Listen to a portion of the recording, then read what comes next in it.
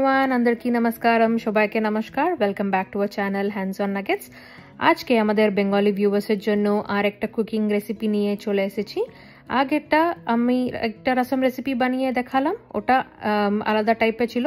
এবার অন্য টাইপের রসম আপনাকে বানিয়ে দেখাবো। তো এটা এখানে মেইন জিনিস লাগবে কালো চনার সেদ্ধ করার জল। তো ওটাই মেইন এখানে। তো নর্মাল ওয়াটার আমরা ইউজ করব না। তো এখানে নর্মাল জিনিস যা রসমটা যদি লাগে সেম এখানেও লাগবে। টমেটো, জিরা, কারি পাতা, ধনিয়া পাতা, ড্রাই চিলি, পেপার আর হিং, এটাই লাগবে। আপনারা দেখেছেন আমি ভালোভাবে সেদ্ধ করে ওকে জল আলাদা করে রেখেছি। এখন মিক্সার জারে আমরা আগে গার্লিকটা দিয়ে দেব। গার্লিক আগে দিলে একটু মানে জলদি ভালোভাবে গ্রাইন্ড হয়। গার্লিক পর আমরা দিচ্ছি জিরা আর তারপরে পেপার।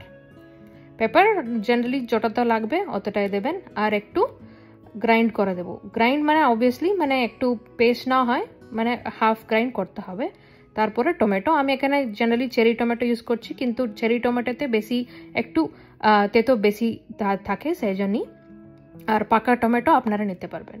তারপরে আমরা এবারে মিক্সি জারে ধনিয়া পাতা আর কারি পাতাও দিয়ে দিয়েছি। লাস্ট টাইম আমি হাতে করে ছেড়ে দিলাম, আর এবারে আমি মিক্সারেই দিয়ে দিয়েছি। তো এটাও মানে দেখেছেন পুরো পেস্ট হয়নি, হাফ গ্রাইন্ড হয়েছে। তারপরে আমরা এটা গ্রাইন্ড করার পেস্ট ও জলে দিয়ে দিতে হবে। আবার বলছি, এই ওয়াটার ব্ল্যাক চানা সেদ্ধ করার জল তো দেওয়ার পর ভালোভাবে একটু মিশিয়ে নেব। আর তারপরে গ্যাস অন করে একটা প্যান নিয়ে নেব।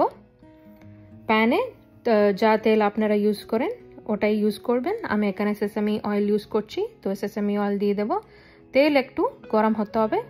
গরম হওয়ার পর ফার্স্ট স্টেপটা আমরা সরিষে দেব, কালো সরিষে। হোয়াইট সরিষে দিলে ভালো লাগবে না, তো কালো সরিষে। যখন ও ফুটবে স্ট্যান্ডার্ড ড্রাই চিলি দিয়ে দেবেন। ড্রাই চিলি দেওয়ার পর এখানে মেইন জিনিস হচ্ছে গার্লিক, জিরা অ্যান্ড পেপার, এটাকে আমরা রোস্ট করে দিতে হবে। আগে রসমটা রেসিপি দেখেছেন, আমি ডাইরেক্টলি ওটাতে দিয়ে দিয়েছি। এবার এটাকে একটু রোস্ট করতে হবে, তবে টেস্টটা এই রসমটার জন্য একটু বাড়বে। এটা একদম ম্যান্ডেটরি স্টেপ, ভুলবেন না। এটা ভালোভাবে আমরা অয়েলে একটু রোস্ট করে নিতে হবে। যখন মানে লাইট গোল্ডেনিশ ব্রাউন তবে আমরা রোস্ট করে দিতে হবে। আর তারপরে একটু হিং আপনাদের ইচ্ছা মতো, জেনারেলি একটু কম দিলেই ভালো হবে, নাহলে হিংয়ের টেস্ট খুবই স্ট্রং হয়ে যায়। আর তারপরে যা রসম রেসিপি আমরা বানিয়ে রেখেছি ওটা আমরা প্যানের মধ্যে দিয়ে দিতে হবে। তো অবভিয়াসলি প্যানে দেওয়ার পর একদম লো ফ্লেমে আমরা এটাকে কুক করতে হবে। একটু নুন দিয়ে দিয়েছি। নুন দেওয়ার পর একটু আমি হলুদ গুঁড়ো দিয়ে দেব। হলুদ গুঁড়ো একটু কমিয়ে দেবেন। তো হলুদ গুঁড়ো দেওয়ার পর আমরা এটাকে ভালোভাবে মিশিয়ে লো ফ্লেমে কুক করতে দিয়ে দেব। দেখেছেন এখন রসম ভালোভাবে ফুটছে। বাস অতটাই, very simple and healthy recipe.